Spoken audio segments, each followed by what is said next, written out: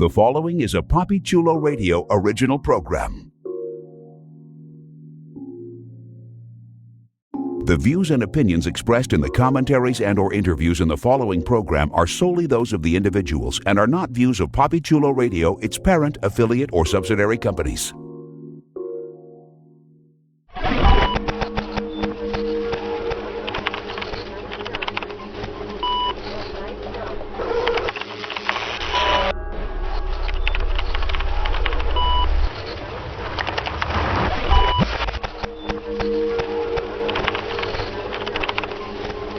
The Avengers Initiative, Hawkeye.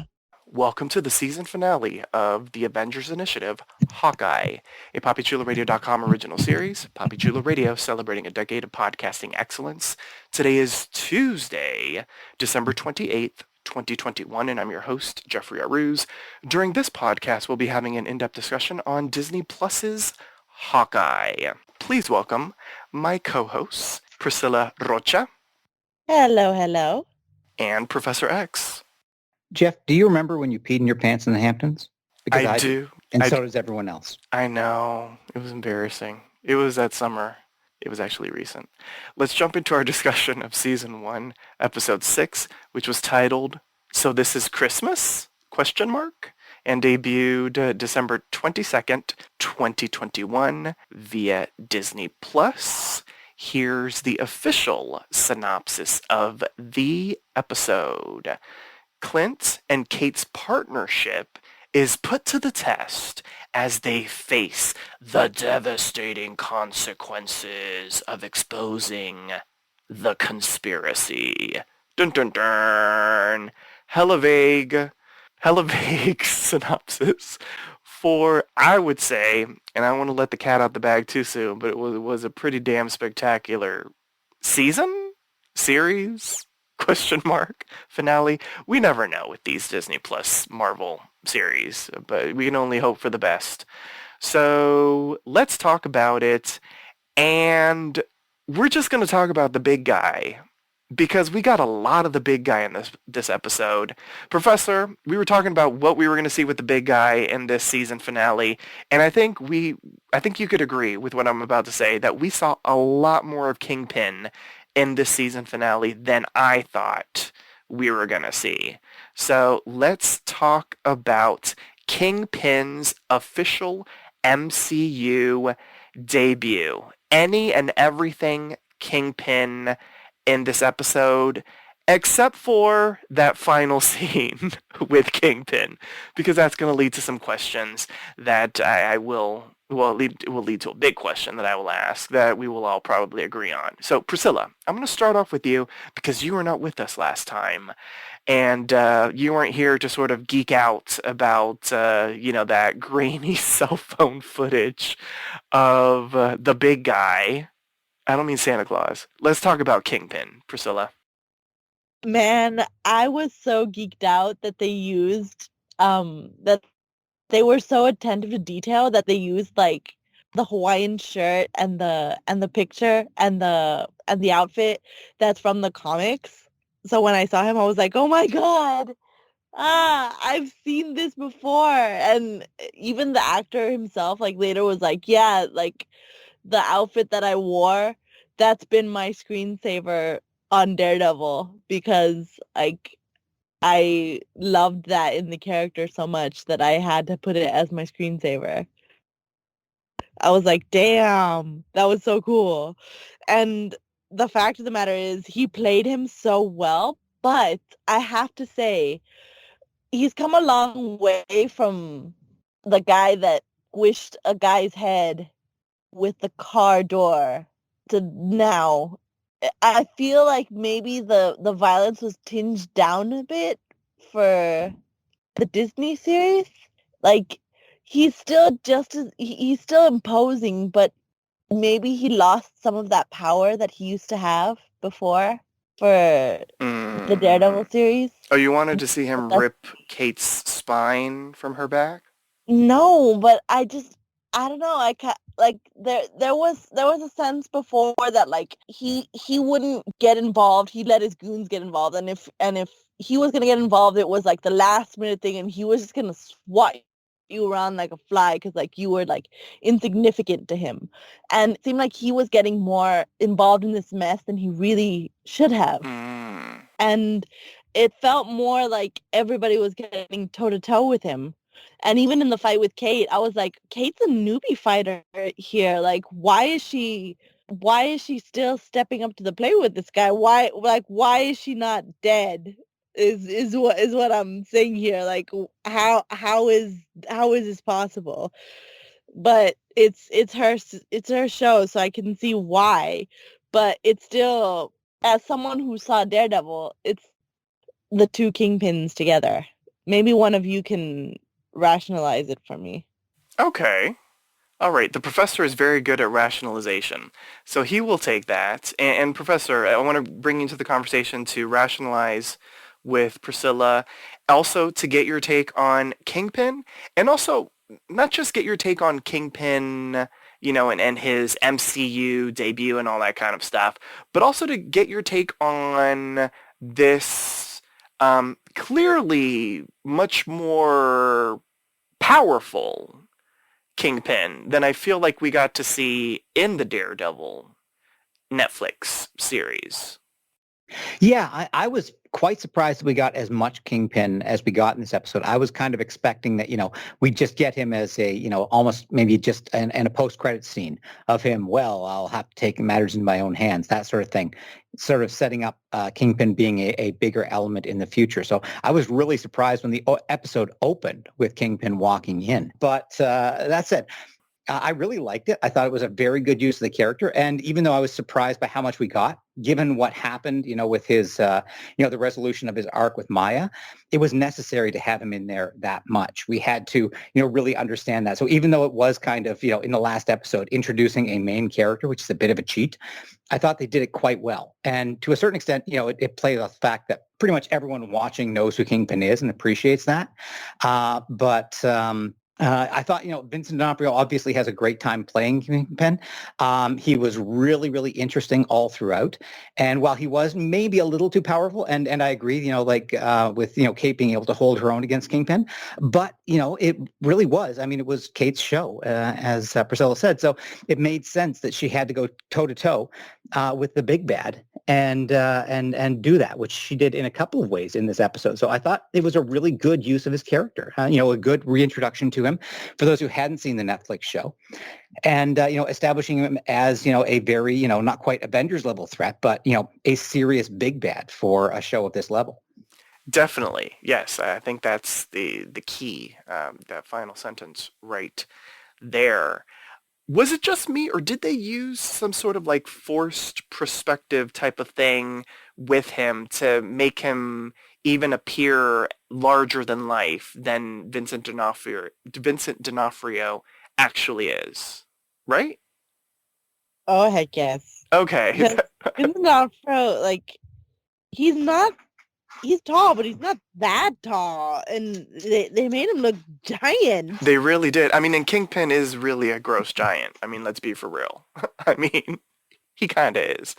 So they did a good job of making him into that gross giant. I'm trying to remember. It's been ages since I've seen Daredevil. I was like, did they use some of that forced perspective on Daredevil? I don't remember now. But it was clearly there. Like, I remember that scene with him and Kazi, and I was like, they're making him look like Shrek or something in a spectacular way. Like, no offense to Vincent, but he's playing a character. I was like, they're making him look gigantic. And it worked for me because I was like, okay, he's an incredibly imposing figure. And I know he's that way in the comics. So I thought that translation on this series was really well done.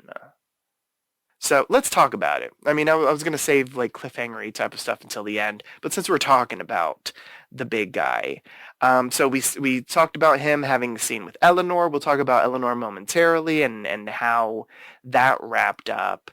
And throughout the episode, we saw him with Kazi, and then we saw him a lot with Maya. And part of Maya's storyline, which we will be discussing in a little bit, has to deal with her finding out the truth about what happened the night that her father died.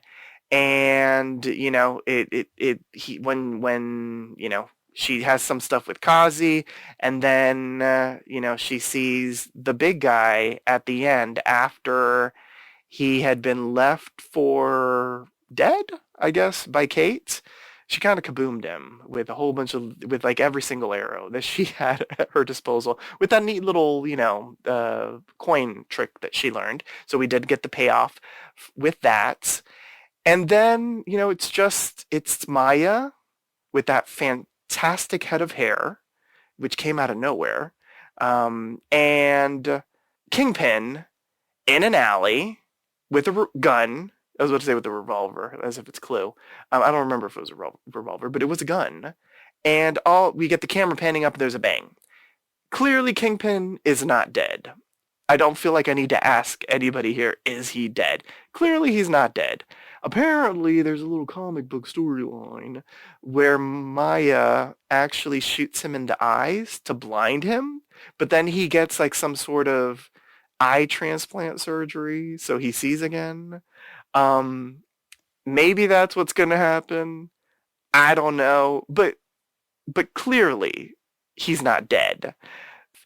Priscilla, anything else to add in regards to what they did with Kingpin in that final scene? We can bitch about maybe him not being in a post-credit scenes a little bit later, because I do have a little bit of bitchery for that. But Kingpin's final scene in the episode, what'd you think, Priscilla? Man, I loved it, and I loved how much there was nerd rage over like, man, you brought Kingpin back for him to be nerfed by some new scrub? What the hell? There was so much rage online over that, and I'm like, really? None of you have cracked open a comic? None of you have seen that she blinds him? None of you want to know what's gonna happen next in the Echo series? Oh my God, what's There's wrong always with nerd rage when a people? woman does anything in the MCU. It's true. It's so true. But Vincent D'Onofrio himself seems hopeful that they're going to do more with his character. Hmm. So I'm hopeful that they're going to do more with his character. Yeah, 100%. I agree. He wants to team up with Charlie Cox again. So, that's kind of exciting. Because we do know we're going to get more of Charlie Cox as Daredevil in the MCU, according to Mr. Feige. So there is that. D'Onofrio did have a really strange interview that I read somewhere where he was like, he felt like the Netflix Kingpin is the same as his Kingpin and a whole bunch of shit. Listeners, don't always pay attention to what the actors say. Yes, the Netflix series does exist. There's a thing called the multiverse, but it's not a part of the MCU proper. I'm just saying. Anyway, moving right along, let's talk about our girl, Eleanor. We have been hella suspicious about her. We got the full rundown of everything in this episode, which was fantastic because, we do like answers. We had many questions. It turns out that her husband owed Kingpin a whole lot of moolah. And when he died, Kingpin came a-calling to her. And according to Eleanor and Kingpin, she has paid him off tenfold. And so the opening scene is of her breaking off her partnership with Kingpin. He was not having it, so he sets out to have her get murked. By the end of the episode, she doesn't get murked, but Kate ends up calling the police on her mother, and she gets arrested for Armand III's death. You're having your mom arrested on Christmas? Super bitchy line. Oh my But God. beautifully delivered by Miss Farmiga. Fantastic. Let's talk about it. Priscilla, since you started talking about it first, we got a lot of answers about Eleanor. I mean, she was just a woman trying to provide for her daughter, right? No. Okay. If she was trying to provide for her daughter, she would have done what Kingpin wanted, or she would have gone to the cops and said, hey, there's this guy who's obviously part of the mob and he's after me. Can you please help me? She would have done something else, anything else, instead of getting involved with this guy, but she obviously didn't, and thus she got in trouble, but she kept going because she liked the power that came with helping Kingpin. And when it finally came down to her daughter knowing, she obviously didn't like her daughter knowing that she'd been rolling in the dirt. So she wanted to come clean and say, I don't want to be involved in this anymore. She wanted to have it both ways. She wanted to have the power and the prestige, and you can't have it both ways, not with Kingpin. And when she was about to face her consequences, Kate bailed her out. But with the bailout comes the fact that you have to face consequences, and she didn't like that. And that's why she did that super bitchy line with, on Christmas? But no, even on Christmas you have to face justice, lady. What's wrong with you? Oh, well, damn. All right. All right. Professor, she was just a mom trying to do good for her daughter, right? Wait, I do want to ask you that really sarcastic question, but also want to ask you this, because upon second viewing of this episode, there was a scene about halfway through the episode. It seemed kind of random. It's just Kate and Clint talking about, it's a big night tonight, right? And this, that, or the other, and whatever, whatever, whatever. And when I watched it the first time, I was like, okay, they're kind of talking about what's going to happen at the party and the big fight and that sort of thing. But then when I rewatched it, I was like, no, he's talking about your mother's going to jail. And are you sure you want to make that decision? And I was like, damn, that scene was much heavier upon second viewing than it was the first time I viewed it. I don't know did you pick up on that as well? Yeah, I think, in the same way that, I mentioned that it wasn't necessary for Kate to go one-to-one with Kingpin because, it's her show. It's her taking the mantle of Hawkeye and her demonstrating her growth over the course. Think back to Kate at the beginning of the series, the young person who doesn't care about anything, who thinks she's immortal, who doesn't have to deal with consequences because she's young and she's rich, as her mom said. And by the end of it, she is, dealing not just with the consequences of her actions, but, forcing her mom to deal with the consequences. I actually thought, when I was first watching it, that, there were a couple of times when I thought to myself, oh, they're just going to kill Eleanor. But I'm glad they didn't, because that would have been a very cheap and easy way out. Mm-hmm. It would have, Eleanor wouldn't have had to, deal with the consequences of her actions, and Kate would have been spared from having to turn her mother over. And again, that is the thing that the hero should do. The hero should, be willing to make that sort of sacrifice. So I'm glad they went that way. One thing I did find a little interesting is that, even though Kate, did insist on her mom, paying the price for the things she's done, she is kind of writing Clint a get out of jail free card for all the killings he did as Ronin. So yeah, a little bit of inconsistency there, Kate, but I did like that. I thought it was, really, well done. And yes, the slightly bitchy, is that what heroes do? Have their mothers arrested on Christmas? And again, you had to have that line there just to really, drive home to Kate, the price that she's willing to pay. She is willing to do what is necessary if you're going to be a hero. It's not all, public adulation, and it's not all, killing faceless Shatari. Sometimes it's about, having to make, the hard choice, or having to do the thing that, is going to lead to a more of a psychic wound than anything else. And again, that's something that Clint has been dealing with in this entire series. He's been dealing with the PTSD, with the loss of Nat and stuff like that. So I think, it gave her something, in her own way, her having to make the tough choice and deal with the consequences in a way that killing Eleanor wouldn't have. So I was quite glad they did it like that. And I thought it was, very well done, a very strong scene between the two of them. And, it just allowed Kate once again to sort of step up and demonstrate, her growth over the course of the series, and the fact that, by the end of the series, she is a hero, not because of how she shoots an arrow, not because of how she fights, not because of the quips, but because she is willing to make the tough choice. And that is something that a hero has to do, which is something that I think Clint was making clear to her earlier in the episode, that, it's sometimes it's difficult. You don't always win. And I think for Kate to have to face that decision at the end of it was really important for her character. I agree. Lots of really great points made there. Yes. Yeah. I'm glad that we got the resolution that we got with Eleanor. I mean, clearly she had done some bad stuff, and whatever she wants to say, was for her daughter and all that kind of stuff.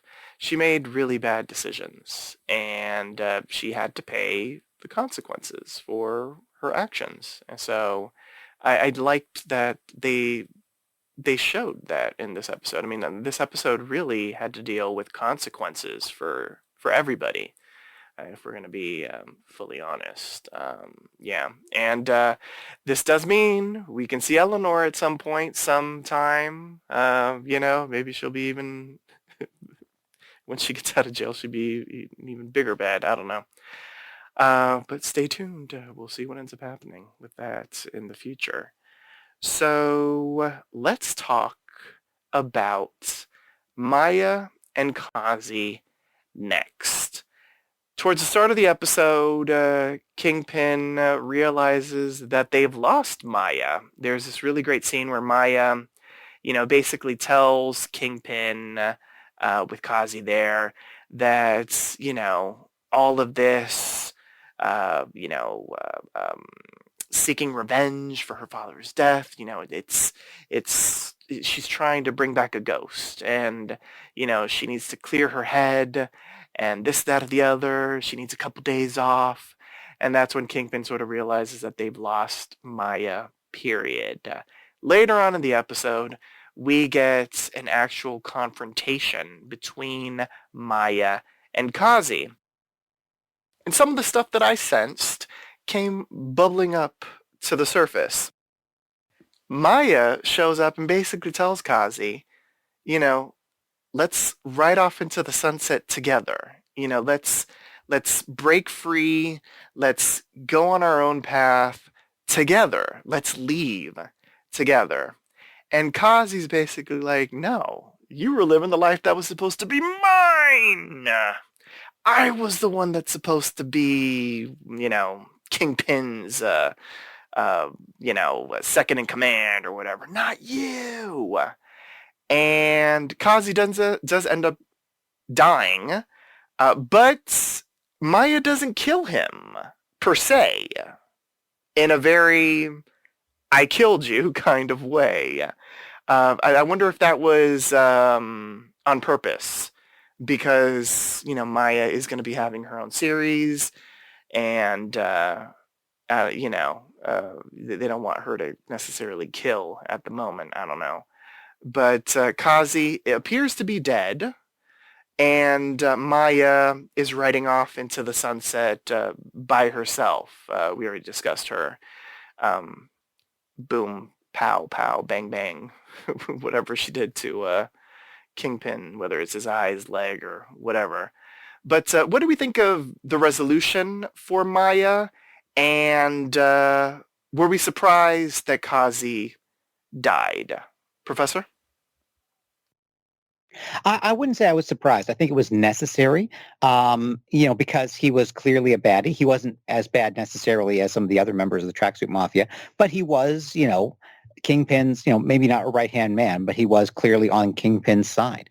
And so as much as we want, Echo to have the chance at redemption, we never got the sense from Kazi that he had that sort of redemptive arc in it. We found out that Kazi was the one who, was responsible for her father being killed. So, by the laws of story dynamics, he kind of had to die here to resolve her arc. I thought it was interesting that, they had clearly hinted at the relationship between Kazi and Echo up to this point. And, they made it much more overt in this episode that, Echo obviously had feelings for Kazi. And I think Kazi had, feelings for Echo as well, but, not to the same extent. And I think, Kazi was probably in a way kind of right. Echo arguing that, hey, we can just go away. We can, live our lives. Yeah, like Kingpin's not going to be able to track down a guy who's heavily tatted like Kazi is, and, a mute girl missing a leg. They're just going to be able to go off the grid quite easily. He was right that, he's made his choice. He's made his decision to live this life. And you can't just walk away from this life, which is, what Eleanor tried to do. And we saw what happened with Eleanor. So I think Kazi was right. So I think, sad though it might have been to have him die, it was necessary, and also necessary in terms of, sort of clearing the decks for Echo, that, when we meet Echo again and she's doing her own series, she's going to be, basically a free agent. You know, all of her ties to the past have been cut. And I'm really curious as to how they're going to deal with that. You know, we're dealing with someone who, you know, doesn't really have an established superpower, who, you know, is, you know, a very interesting character. But I'm curious, you know, what role she will play. Will she be, yeah, I have no idea what they're going to do with the character. You know, and if we hadn't already known that there was going to be an Echo Disney Plus series, you know, I would be kind of surprised by that. You know, based on how things end in this series. So I like the resolution. I think it was necessary. And, you know, the killing of him, you know, it was a killing, you know, wouldn't necessarily call it a crime of passion. It was, you know, struggling over an arrow. And, you know, it's a bit, you know, I don't know if an arrow really works in that way. It's not like you're struggling over a gun and the gun goes off. It's not like the arrow goes off, you know, but somehow he did get stabbed in the fight scene. And that did take a bit of the onus for killing him off of Echo.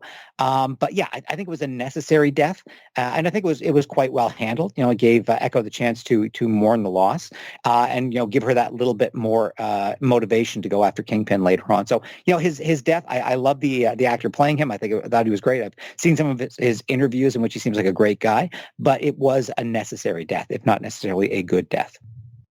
Priscilla, anything to add in regards to Kazi and everything Maya in the episode? Do you necessarily think it was romantic? I didn't think it was romantic. I thought it was Really? more like a brotherly, sisterly thing. I don't know. Once again, it could be the professor in the back of my mind saying two age-appropriate people, two age-appropriate attractive people, you know, together, and then, you know, you kind of have to ship them. But I thought that there was a little something there, a little tenderness, a little bit more of a tenderness there than brother and sister type of vibe. But maybe it's just me. Maybe. Maybe. Yes, but anything else in regards to Kazi and Maya? I wanted to say that I loved that death scene at the end. I felt that it was like an earned death scene. I felt that she was looking for her father's killer for the longest time, and you know she's not going to be able to take out Kingpin. Kingpin is too much of like just a, I don't know, he's important to too many people in different storylines to be taken out by just one person. So it's by somebody smaller being in charge of the death, like Kazi, makes more sense to take him out, even if it hurts more, even if it hurts the heart more. Okay. The heart wants what the heart wants. Yeah. Yes. Okay. I like it. I can dig it. Okay, so the next character that we got to talk about, our girl, Yelena. We had some spectacular moments with her in this episode. I mean, all she wanted was some appetizers, y'all. I mean, I'm just saying. Like, you know, we want to dress up, go to a fancy party. We don't want to give the code at the door. You don't have to give the code at the door. And we want to eat some appetizers and, you know, live that Sex in the City life in New York. I'm just saying. So let's talk about everything Yelena and Kate Bishop. We'll talk about Yelena and Hawkeye in a moment. I don't know if that was Russian. That was horrible. I apologize to everybody for that.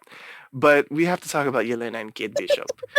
Your accent sounds more like Hispanic than it sounds. I know I was like, I don't know what I'm doing, but I did something. Okay, so let's talk about them. Let's talk about that elevator scene. Let's talk about the fight through the offices. I mean, it just everything was magical. Like, I'll just start this off. It was just wonderful. I loved it. I rewatched Black Widow over the weekend because I needed some more Yelena in my life. It was just fantastic. Like, everything about it. Like, everything about it. Like, everything about it was fantastic. You know, the whole thing in the elevator, her being a badass. There were literally, like, I was about to say, like 2.5 seconds in that elevator scene when Kate Bishop slapped Yelena, I was like, they're not going to kill Kate Bishop, are they? Because I feared for her life. Like, I was scared for Kate Bishop when she slapped Yelena. It was just magical. And then at the end of it all is like, damn it, why do you have to make me like you? Or some shit like that. It was just beautiful, spectacular. There was a little line in the previous episode before Yelena got blipped, where some of her Black Widow cohorts were like, "Oh, you and Natasha can go live that Sex in the City life in New York City." I want Yelena and Kate Bishop to live the Sex in the City life in New York City. I'm just saying, like, I want them. I said this on social media. I want Yelena and Kate Bishop to be the female equivalent of the Sam and Bucky friendship dynamic. I want that to happen. I enjoy them so much together. I want her to never stop calling her Kate Bishop. Like, I want her to always call her Kate Bishop. Like, the only time I don't want her to call her Kate Bishop is when it's like a really like serious moment, and then she says Kate, and then Kate is like, "Did you just call me Kate?" And I want that moment. Like, I want it. I want it. It needs to happen. Universe out there, make it happen. All right, I just fanboyed, geeked out over that whole Kate Bishop, Yelena stuff. It's y'all's turn, because I know y'all geeked out over it as well. Priscilla, talk to me about Yelena and Kate Bishop. Oh my god, that elevator scene was everything. It was just so fucking funny where she's like, "You're not gonna know what floor he's on," and it just dings to 12, and she's like, "It's on 12," and she's like, "Damn it!" And then they just go up the elevator, and she touches all the buttons all immaturely, and she's like, "Oh, Suvka," or whatever that line is for bitch in Russian, and That oh was my bitch god. in Russian? No, I'm asking because I didn't know that. That's a new word that I can use. I think so, because that's what it translated to on the Disney Plus. Oh, I thought they could only go up to shit on Disney Plus because they say shit a lot. I'm just saying. But okay, all right. They said bitch in Russian. I appreciate it. But yeah, it's super funny. I loved it. It was, and I didn't necessarily think she was gonna die. I just thought that like she's gonna end up tied up and put in a corner somewhere I with. fear for her life. You do not slap Yelena. I'm just saying. She's like, Her response was spectacular. What was that? I was like, I know, right? She got real bold, didn't she? she's like, "You just hit your best friend. I Why?" know. I want them to live that Sex in the City life in New York. Exactly. Which is why, can I get a little ahead of the elevator thing and just say, I Sure, a little felt bit. Yes. I felt bad that Yelena wasn't invited to the end, to Oh, the farmhouse. yeah. Me too. I wanted that to happen. Yeah, me too. I co-sign that 100%, even though we just leapt over a whole bunch of stuff.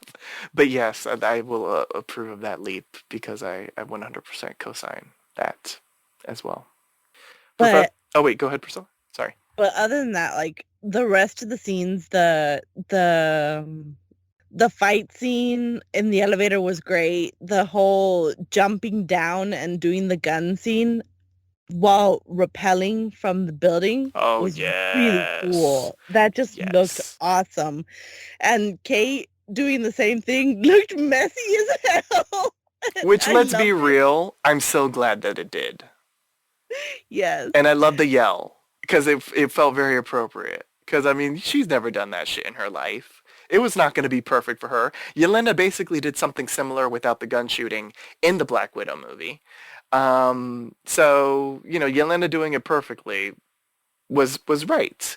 Kate doing it horrendously was spectacular because she should have done it horrendously. Like, she should have nearly died. Like, I'm just saying. Like, she should have, yeah. I have no idea how she did any of that. But, yes, it's fantastic. She did a superhero landing though, which She did. just reached to my heart though. Chef's kiss. Yes. Yeah. I agree. Professor, I know you want to geek out about all this. No, Kate Bishop? Well, I said last week that if Disney Plus doesn't give us, a girls' trip version of Yelena and Kate Bishop, driving across the country, solving crimes and getting into mischief along the way, then Disney Plus is making a huge mistake. Disney Plus could just give us these two stuck in an elevator, and it would be a goddamn delight. The two of them are just fabulous. The interaction between them and that fight scene, the way they shot it, panning side to side at them racing along, shooting it through the windows of the offices as they're going along, was really, really great. And then, the payoff at the end where they're sort of complimenting each other, that was a good shot. Well, you're pretty good too. It was great. And part of it comes down to the fact that, Yelena is obviously a better fighter than Kate. And so Yelena is kind of pulling her punches. She doesn't really want to hurt Kate because she likes Kate, and she doesn't have a lot of friends. So for her, she does that, and I think that's why the slap was so was so shocking to her. It's like, you hit me, and it's one thing to be fighting each other in that way. It's another to haul off and slap someone. But I think it's pretty clear that Elena does not want to hurt Kate, whereas Kate is basically fighting for her life. So it makes sense that that's about the only way that Kate could hold her own against Yelena. But no, I mean the two are just spectacular. The writing is great. The two actresses are fantastic. They have a fantastic chemistry together, and I whatever goes forward, if we get a Hawkeye season 2 or whatever Yelena ends up doing, I just really want to see more of these two characters interacting with each other because they're so great. Yes.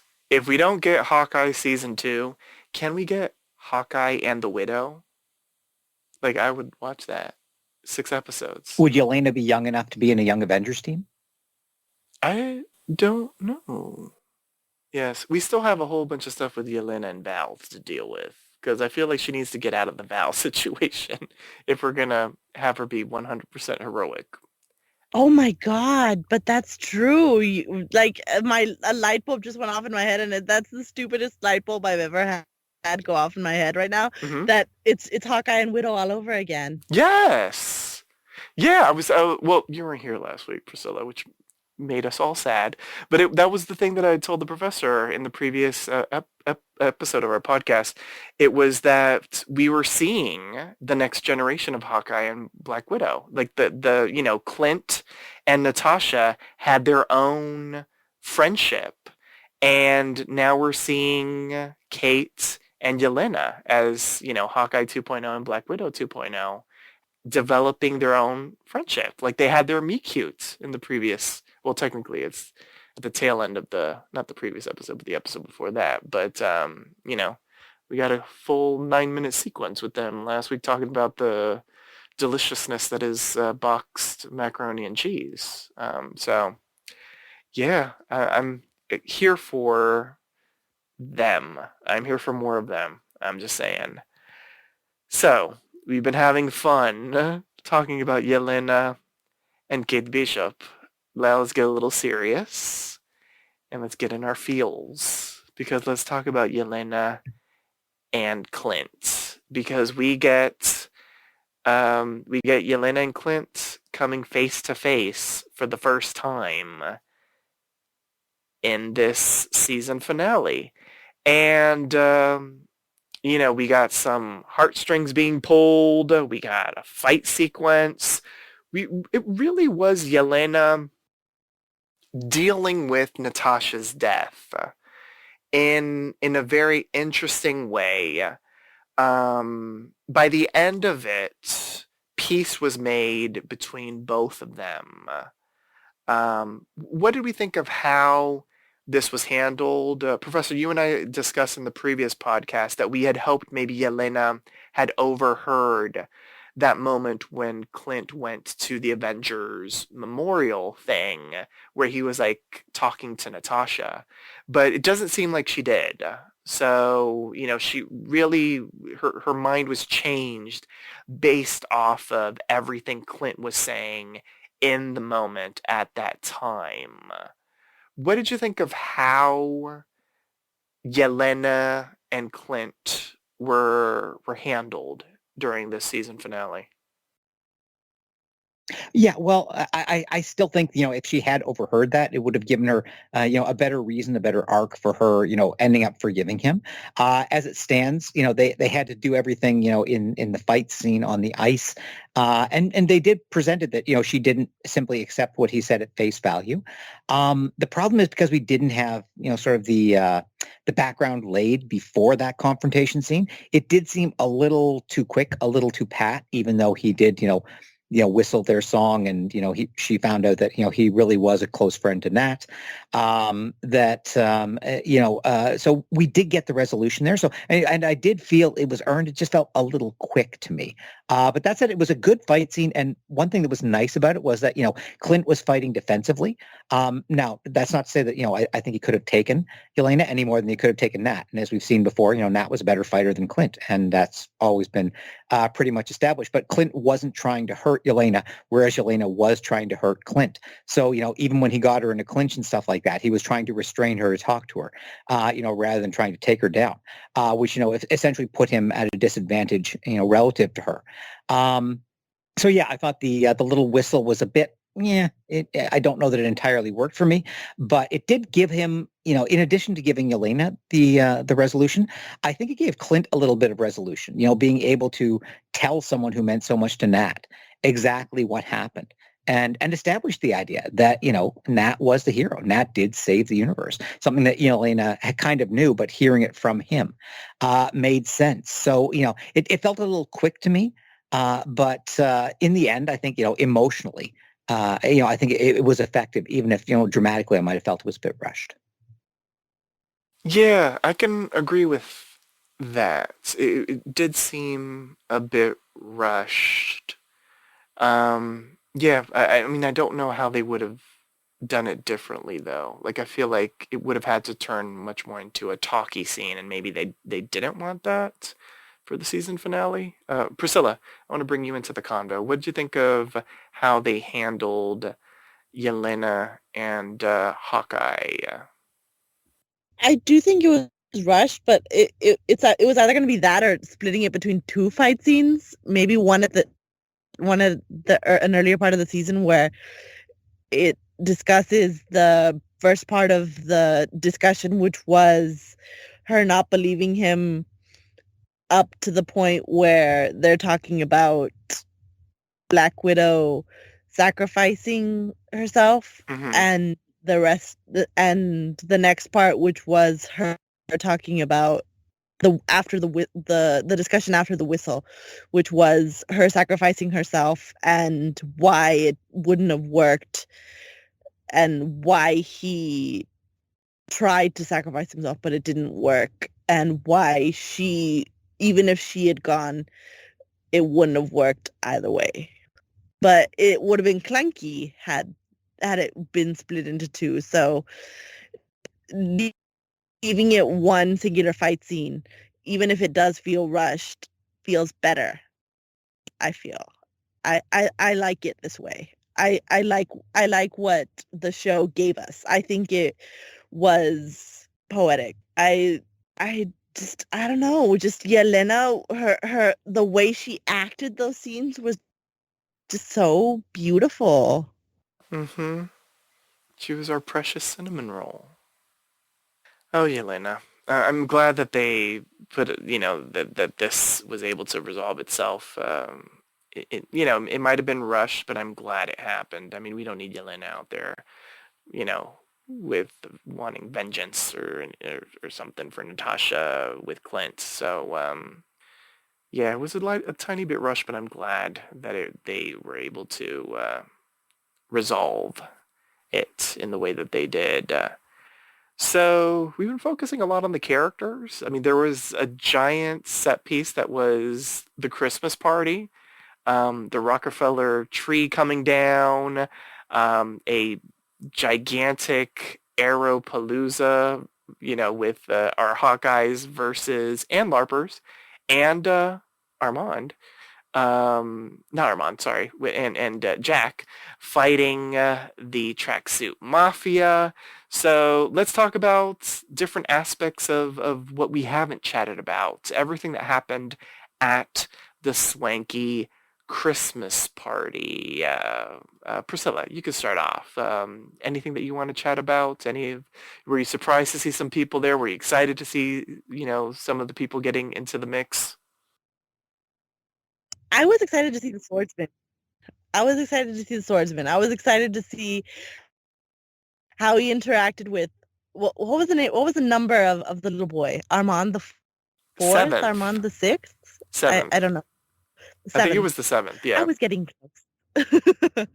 But I loved how he interacted with them. I loved the LARPers and how they were first like being like, okay, first look at your assets, first see what you have, and you looked around and you're like, oh, the LARPers are here. That means that they got them involved. And then you see at the very end of the arc, you see that they got into their costumes too, so they're like superheroes. And I saw a couple of people online being like, Thor should get them to be the next of the four people that are up in the sky with him since he lost his last four. I'm like, Oh. yay, that'd be beautiful. Yes. I hope we see more of the LARPers. I don't know how we would see more of the LARPers, but they were just fantastic characters. I mean, they were just brilliant. I'm so glad that they were brought into the mix. I don't know how they were brought into the mix because it was so last minute, but I guess, because Kate is a bishop and it's the bishop party, so I guess, it was really easy to bring them into the mix, but it was hella random to see them there, but it was wonderful to see them there. Armand the Seventh was fantastic because we got him with that scene with Jack. And then we got Grills like carrying him out of the party, and then he did the whole, privilege thing of, do you know who I am? Which was fantastic. That was just amazing. Professor, anything in the party that stood out for you? Well, great reintroduction of the LARPers. When we first met the LARPers, I thought, well, that was great fun. They were delightful, but we're never going to see them again. And then we kept getting them again and again and again, and they were great. I did question their decision to take time out of helping the people to change into their costumes. Where did they go to do that? How long did it take? But, it did give us that great line from Clint up in the tree when he looks down and sees them in costume and he goes, we're all going to die, which was just delightful. And then later when they're talking to the cops, we're here helping Hawkeye. Yeah, we're basically Avengers. It was delightful. And, having Bombshell, talking to Jack, trying to explain to him what LARPing is. I totally think that Jack is going to end up, hanging out with the LARPers, getting blood off his tie. Great resolution for them. And, great resolution for Jack as well. I've said since episode 1 that Jack was not a bad guy. Jack was, basically, an amiable dolt, not the sharpest pencil in the pack, but basically a good person, someone who's trying to do the right thing. As soon as you saw him say, to Kate, I read a book about being a stepfather, you knew he was a guy who was trying to do the right thing, a guy who was, trying to be the good guy, not necessarily a hero, but certainly not a baddie. So, I love the idea that, he's going to end up, helping out with these LARPers and being, welcomed into that community. I think that's a great resolution for him. And seeing him, just, going at it with the sword, having a tremendous time, how many people did he kill with that sword?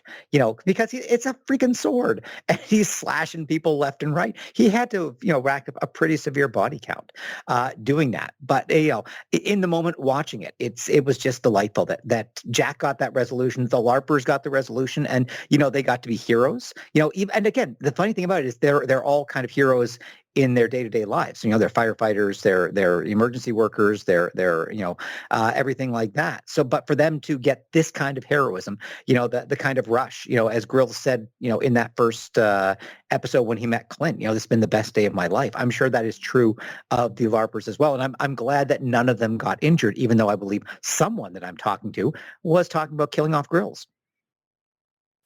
Did we? I believe you said Grills is going to die. No, I hope none of them died. No, you did say Oh, Grills did I is say gonna Grills gonna die. die? Oh, I don't even remember. Well, I'm glad he didn't. But Oh, well, yeah. Well, I guess that's what happens when you make a podcast. Everything is on tape, so there is evidence. But I'm glad he didn't die. I enjoyed seeing the LARPers. They were fantastic. I hope, Professor. I don't know where we would see this, because there has not been a second season announced yet. I feel like we did know. Feel like they really almost immediately announced that Loki was getting a second season.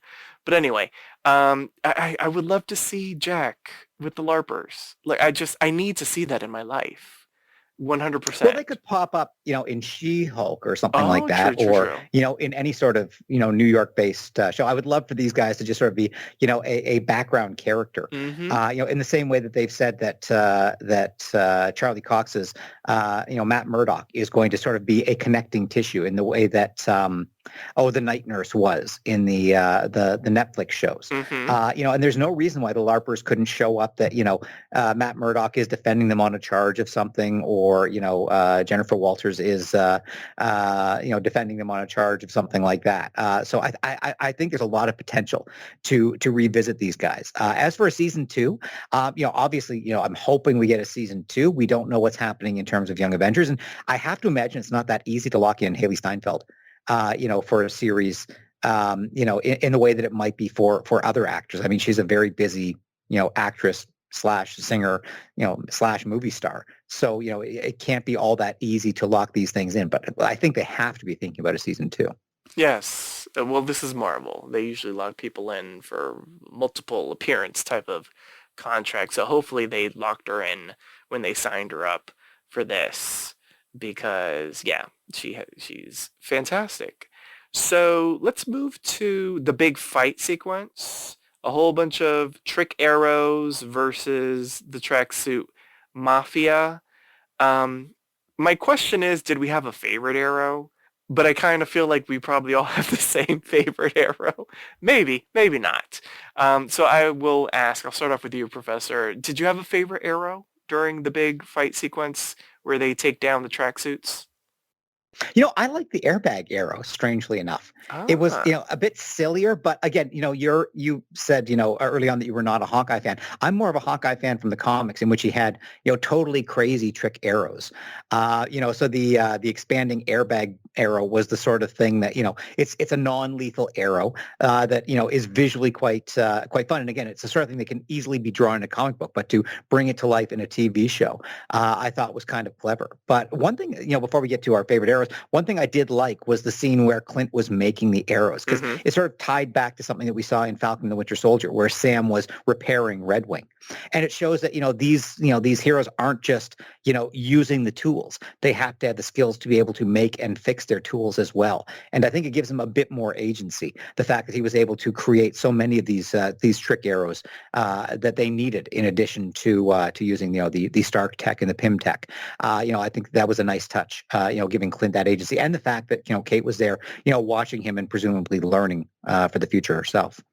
Totally, yes. That sequence from like that first scene in the subway, I think it was, where clearly Kate is, in her feels after learning that her mom has been canoodling with the mob. He's like, we're gonna have to make a whole bunch of trick arrows, and she was basically like, squirrel, squirrel, trick arrow, squirrel, squirrel, like that leading into the actual sequence where we see them make the trick arrows was fantastic. Yeah, I thoroughly enjoyed it. Priscilla. And Oh, Kate yes? putting the labels on them. Kate putting the Yes. labels on them. Oh my God, that was just, oh God, so hilarious. Yes, yes, yes. Priscilla, what about you? Did you have a favorite trick arrow? I'm gonna be so cliche, but my favorite was the Pym arrow because of the Yes. owl that took it away. Yes. Those people are definitely dead in an owl pellet somewhere. Yes. Yeah, oh God, fantastic. First off, the introduction of the owl in the Rockefeller Christmas tree. Adorable scene. Clint talking to the owl. Fantastic. And then we get the payoff with the owl. The damn truck shrinks. What are we gonna do with that? Oh, I don't know. I have to call Scott. who is the Scott? I mean, clearly we all know who Scott is. And then they, the owl swoops in, picks it up, and all you hear is the screaming. Although in the closed captions on Disney Plus, it said children screaming, which kind of made me laugh because I'm like, these are grown-ass humans. But anyway, screaming into the night. There was supposed to be, just a little FYI, there was an interview with, I think, showrunners or someone associated with the show, and they said that there were supposed to be a sort of like post, like, yeah, like, I guess the final post-credit scene, like after all the credits, not the mid-credits one that we got, where we were supposed to see them in like an owl's nest, but they kind of felt that that was a little bit too dark. And I'm like, come on, that would have been fantastic. But I get it. But I think that would have been a fantastic scene. I'm just saying. I don't mind a little dark and twisty stuff for the holidays. I'm just saying. Yes. Anything else about the fight sequence in the Rockefeller Center skating rink and adjacent areas before we get into Laura and, the final scene of everyone together at the Clint farm? I don't want to get all Canadian about this, but I realize you Americans don't spend a lot of time on ice. But aside from the opening scene in the fight where Kate comes sliding across the ice, firing arrows, the rest of the time they were not on ice. I mean, the fight scene between Hawkeye and Yelena, they would have been sliding all over the place. So it was a little bothersome to me that it's ice when you get that cool shot for Kate, but for the most part, they could be fighting on asphalt. Okay. Well, there is that. Yes. As someone who was sliding all over the place today, yeah, ice is a little trickier than you Americans seem to understand. Oh, okay. Well, such is life. All right. So we've been having some questions about Laura throughout the past couple of podcasts, and we got an answer, sort of, ish. We got an answer ish. You have to kind of know stuff to fully understand the answer. So we will explain it to the listeners that maybe don't know stuff as much. So we have Clint and Kate and, not the pizza dog, Lucky the pizza dog, going to the Clint farm at the end of the episode on Christmas Day. Clint makes it back home with the family for Christmas. Christmas has been saved by Keith Bishop. And we have a scene with Clint and his wife, and he gives her the watch and is like, you got to be careful with your things and this, that, the other. She says, thank you.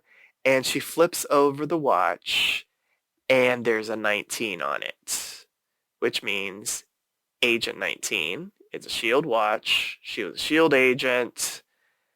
Agent 19 is an agent with the code name Mockingbird.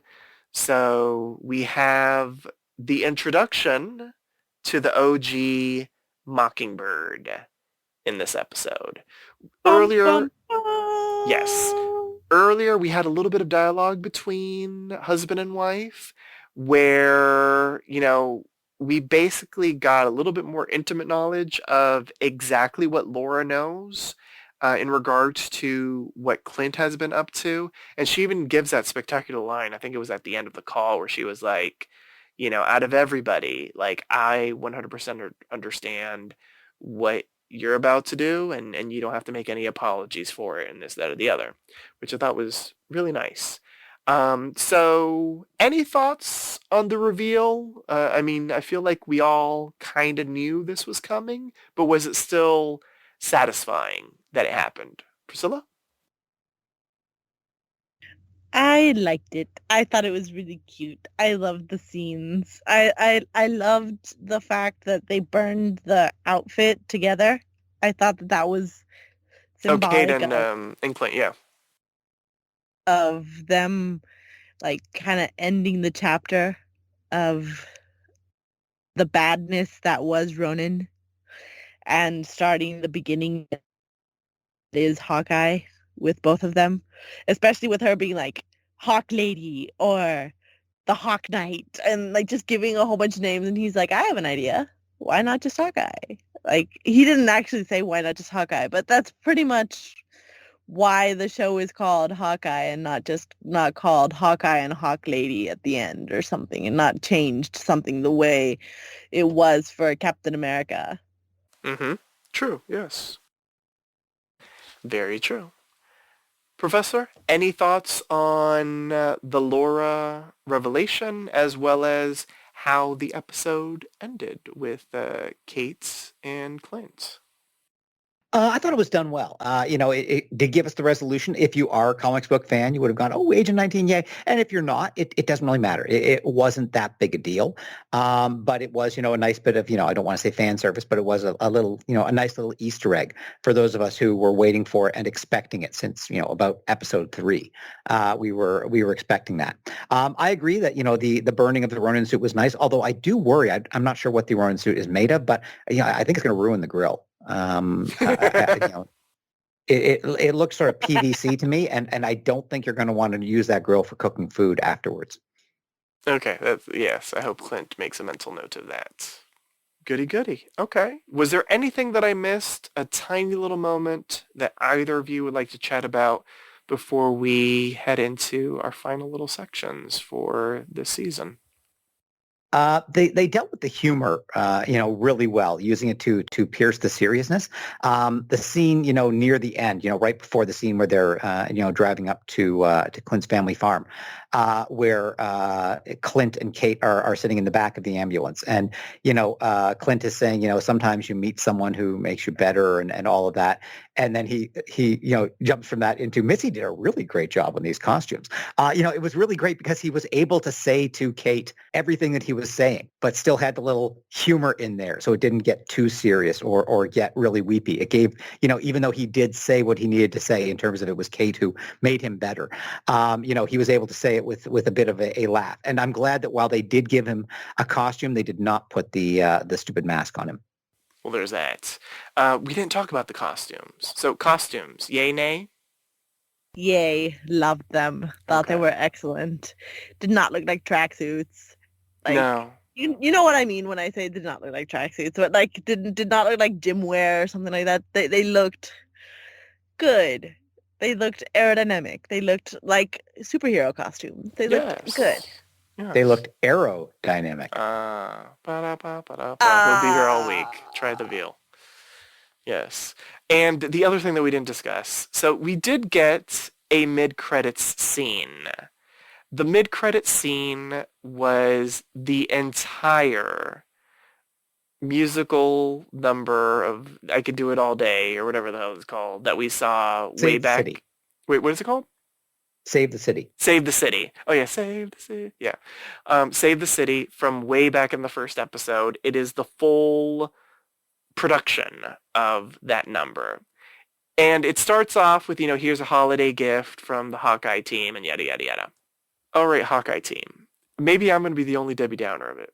I don't know. We'll have to wait and see. But I was expecting so much more. Like, I really was. And I think I posted this on my social media. Like, I wanted tea time with, like, Fisk and Val. Like, I wanted Val, that actress, to show up. Like, I really did. Like, I don't know why I wanted her to show up. I don't know why I thought she was going to show up. But I wanted her to show up. And I understand you guys had to do this production. You released it as a single. It is on Spotify.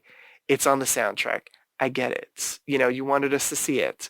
But there's a part of me that wished at the end of it, we got a reaction from someone in the audience, at least, and it was like Yelena.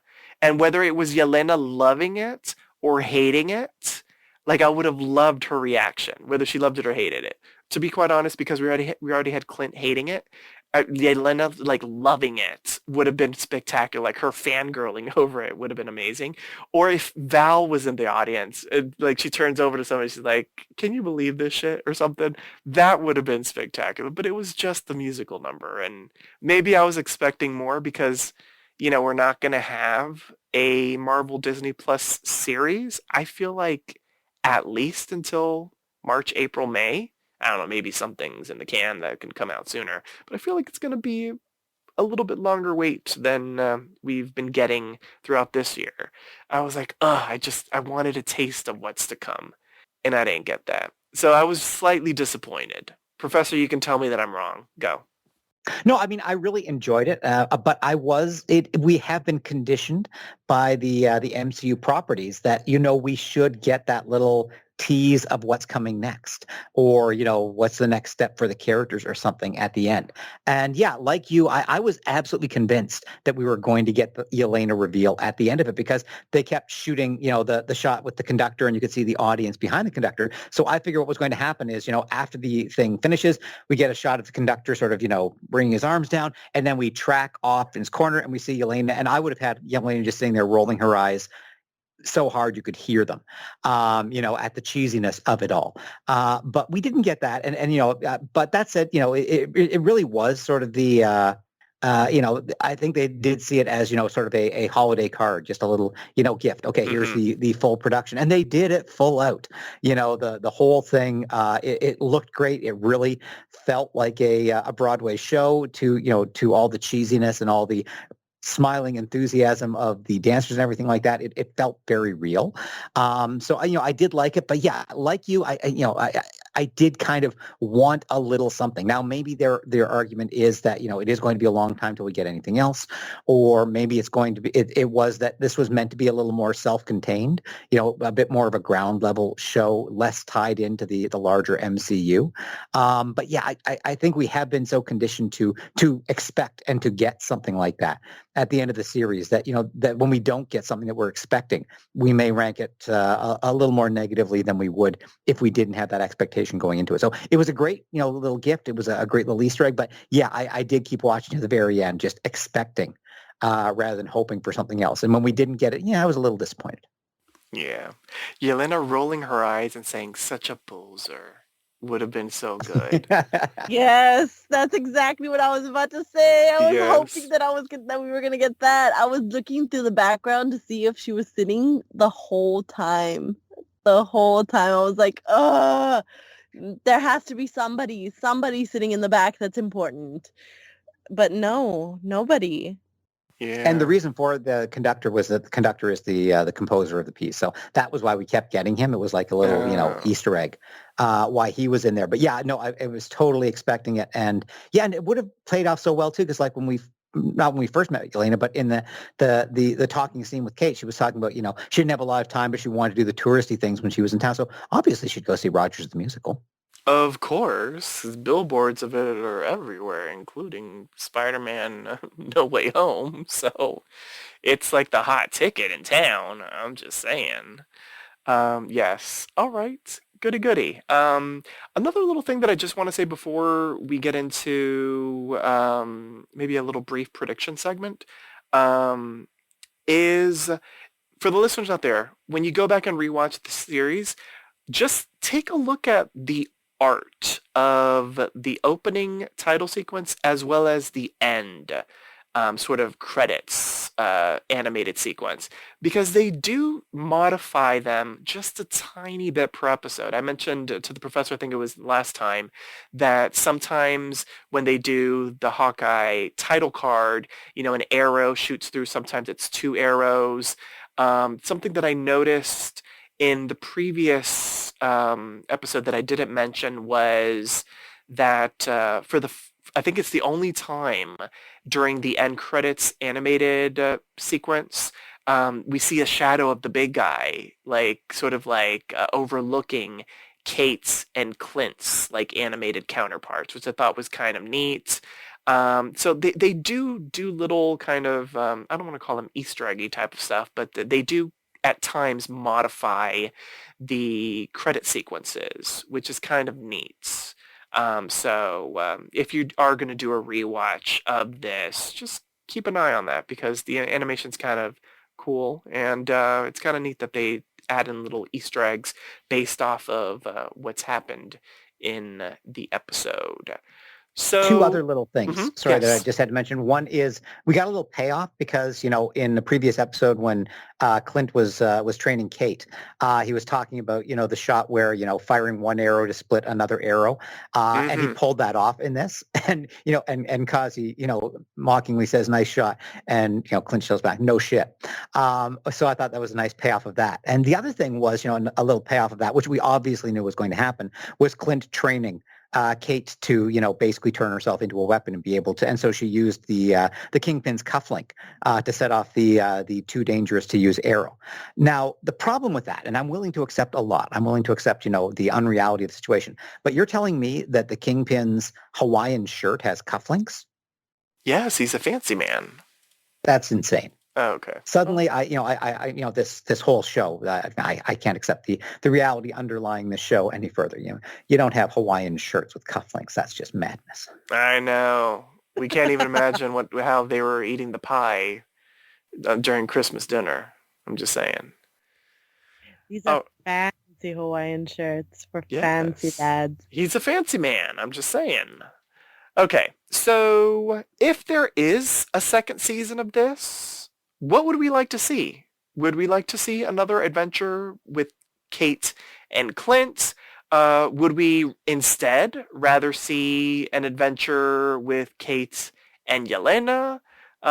Where do you think this goes from here?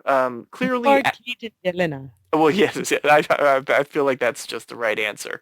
But what I was going to say is that clearly at the end of Falcon and the Winter Soldier, we kind of, I don't know if we knew, but I feel like we maybe got the vibe that they were going to take this to the big screen next.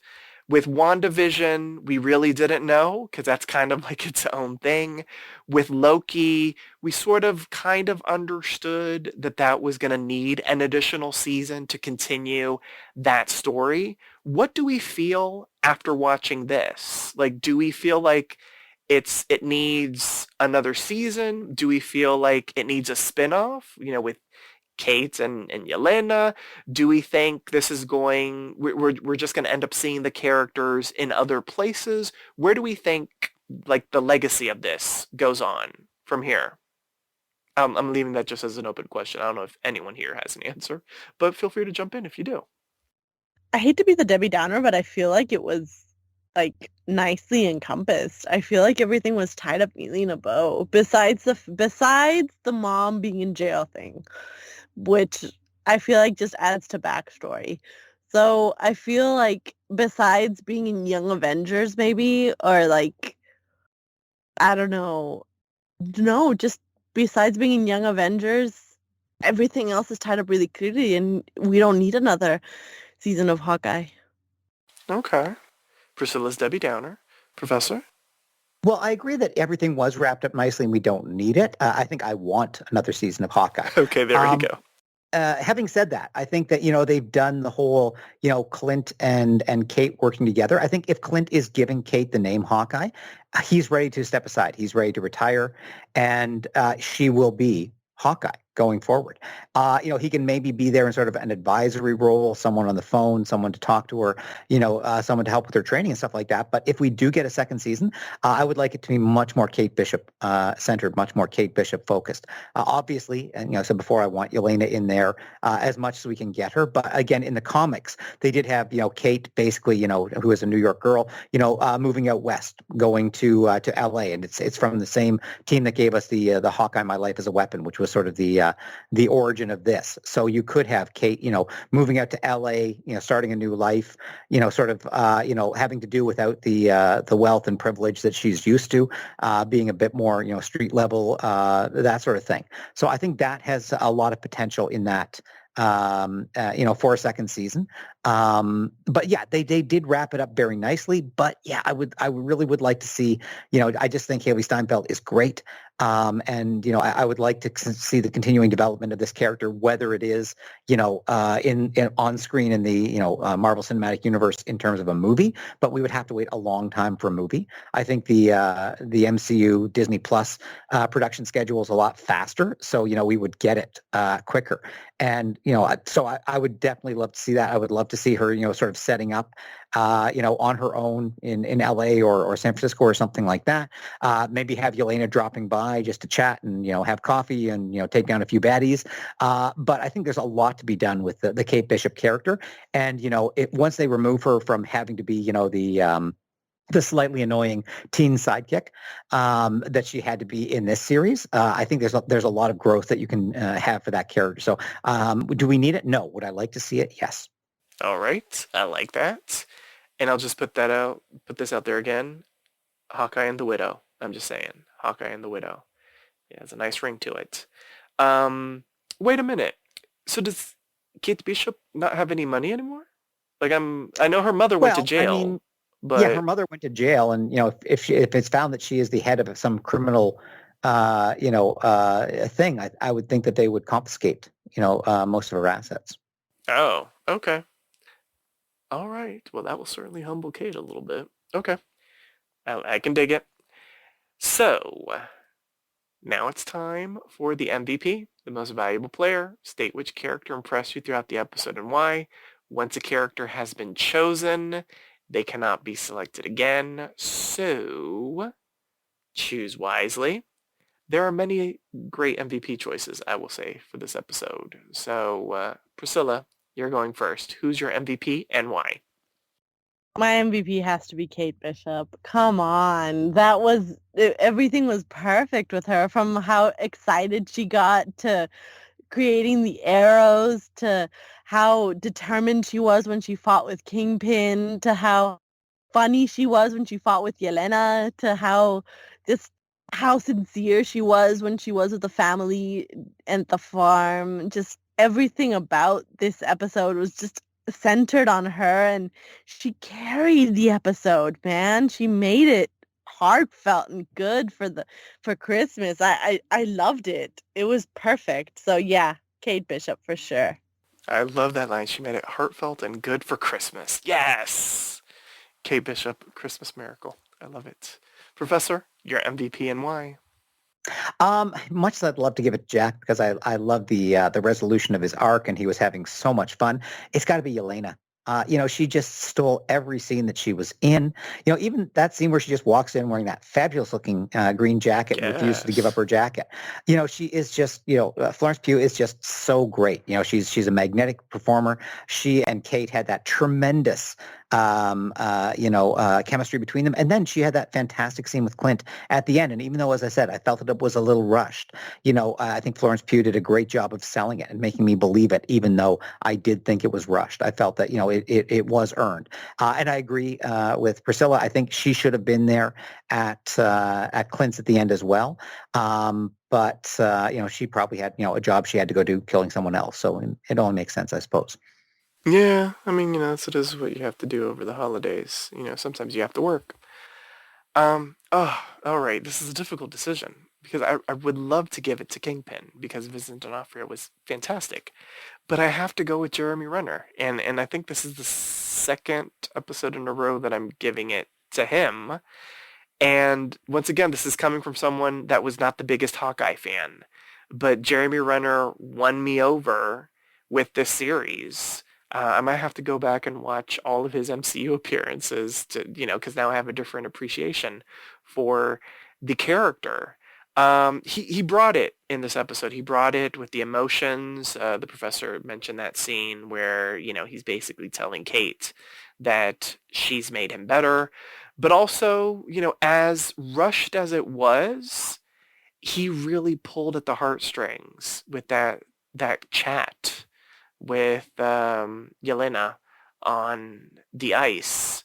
A good grief. I mean, when she was like, I miss her, and he was like, me too. Like, I'm like, fuck, we all miss her, damn it. Like, it was just beautifully done. Jeremy Renner was fantastic in this episode and in this series. Now it's time to rate the episode. How would you rate this episode on a scale of 1 to 10 arrows? The point system is allowed, and if you found the episode exceptional, deserving of more than a 10, you may grant it the coveted Golden Quiver. Professor, let's start off with you. Well, I've said the things that, I wasn't crazy about. I thought the lack of a looking forward, post-credit scene, or even Yelena sitting in the crowd. But, we shouldn't, criticize a show because it didn't do what we wanted. We should judge the show on its own. And I'm even willing to overlook the idea that someone's wearing cufflinks with a Hawaiian shirt. So I'm going to give it a golden quiver. I thought this was just a tremendous last episode. It totally stuck the landing. All right, starting off strong with a golden quiver. Priscilla, what about you? How would you rate this episode, the season finale?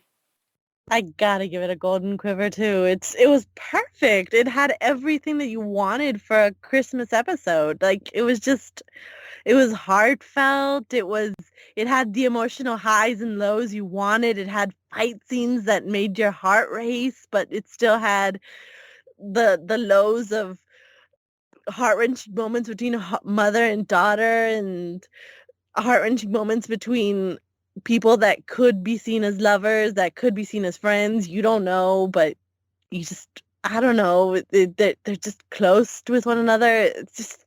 There's just so much and to be seen, so much history between characters that was paid off. Everything here was perfect. So yeah, perfect golden quiver. And I will co-sign a golden quiver. It was fantastic from beginning to end. This episode is very rewatchable. I would say the series as a whole is very rewatchable. Just entertainment from beginning to end. Hilarious moments, actiony moments, moments that pull at your heartstrings. A fantastic episode. So now it's time to grade the season. We're going to give the season a letter grade. A, B, C, D, F, pluses and minuses are allowed. We'll start off with you, Priscilla. How would you grade this season? What letter grade would you give it? I give it an A+. Like the lowest I gave it was, I think, a B at one point, and that was like maybe giving it a B because I didn't know what was to come next, and I wanted to be fair for the rest of the episodes. But knowing what was to come next was just pure A's, and it was just gonna continue to be pure A's and goldens. Like, yeah, an A+ for sure. So yeah. Well, starting off strong once again, this time with an A+ from Priscilla. Professor, what about you? Yeah, I'll agree. I think it was probably the second best of the Disney Plus series. I still like WandaVision a little better, but there's really nothing wrong with the series. The acting was fantastic. The action scenes were tremendous.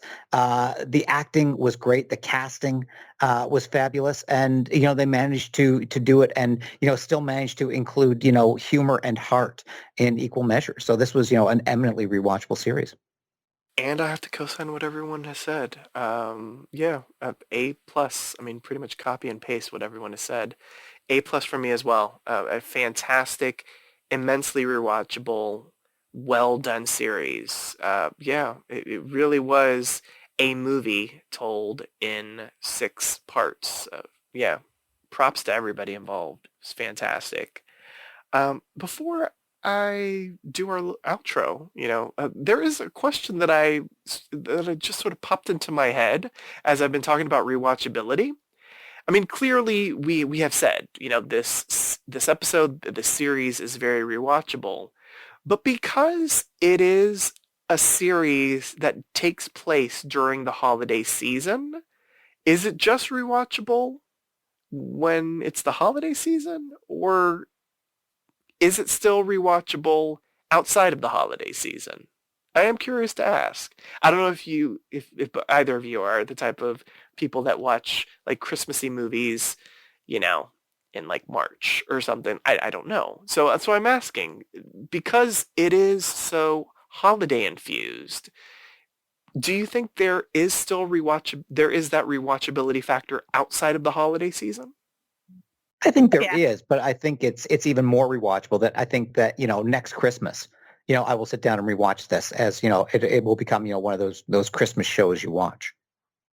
Oh yeah, I agree. Besides being one of those Christmas shows that you watch, I think I'm gonna be watching this in July. I'm gonna be watching this in March. Like it's infinitely rewatchable. It's especially like during the Marvel drought that we're going to have where we're not going to have anything to watch Mhm. Marvel, like of course you're going to sit down and watch this because you're going to want to find details that you missed, or just you're going to want to reminisce on how good it was. That is true. And there is such a thing as Christmas in July. I'm just saying. It is a thing. Google it.